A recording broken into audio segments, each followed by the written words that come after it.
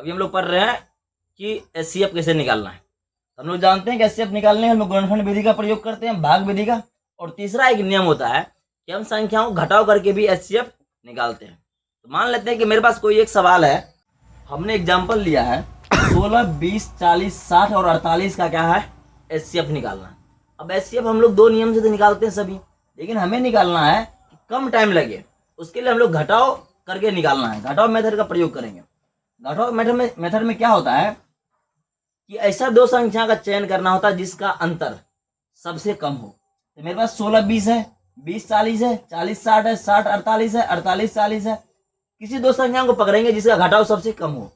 हमें देखने से लग रहा है कि 16 और 20 का अंतर क्या होगा, सबसे कम होगा। वो कितने होगा, 4 होगा। तो हम लोग क्या करेंगे, 20 में से 16 को घटाएंगे, कितना आ गया, 4।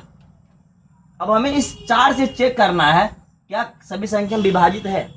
अगर सभी संख्या विभाजित हो जाएगी तो हमारा आंसर हो जाएगा। अगर 4 से विभाजित नहीं हुई तो हमें 4 को डिवाइड करना है। 4 को डिवाइड करेंगे 2 पार्ट में, अगर नहीं निकलेगा फिर उसको 2 पार्ट में डिवाइड करेंगे, जहां पर हमें प्राप्त संख्या से सभी संख्या में भाग लग जाए। मतलब आंसर जो हमसे जो प्राप्त संख्या होगा उनसे सभी संख्या पूरी तरह विभाजित हो जाए, वो हमारा आंसर हो जाएगा। 4 से हम चेक कर लेते हैं। अब देख रहे हैं हम 4 से 16 विभाजित हो जा रही है, 20 भी विभाजित हो जा रही है, 40 भी, 60 भी और 48 भी। तो दो संख्या का अंतर जो हम निकाले हैं 4, यही हमारा क्या हो जाएगा, एचसीएफ हो जाएगा।